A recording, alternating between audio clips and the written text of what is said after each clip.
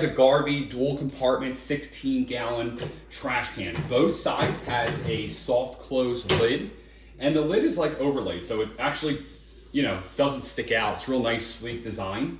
I also noticed that it is zero clearance, right? So if you put this directly against the wall, you can open this and this isn't going to hit the wall every time you open it. I've had trash cans like that in the past. It's really annoying and it scuffs up the wall. So I like that it's like zero clearance. On the back, you do have a handle if you needed to pick it up and move it around. Don't know why you'd want to do that. It does have rubber on the bottom feet so that it doesn't move around as well. So it kind of stays put. If you want to take out the trash, you can open it like that. It stays open. Take out your trash, throw it out, and reload it. Now the bags I have are probably a little bit too big for this compartment because they kind of go over the edge and you have to pull them. So I'd recommend, obviously, if you're going to get this, you get a smaller bag. Okay. It's also, let's talk about the size. So it's about, I would say 11 5/8 deep. Okay. So you have to go to the deepest part.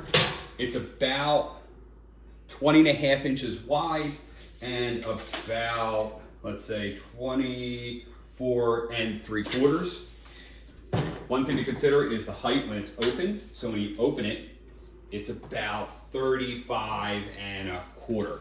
So that's important, you know, in case you want to put it underneath of a cabinet or something like that. So this is somewhere where we'd probably put it. I could put it somewhere like here, and I'll show you what I'm talking about, right?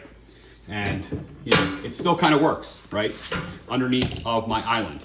So, you know, kind of like it. It'll just hide there, won't be in the way. It's a nice dual compartment.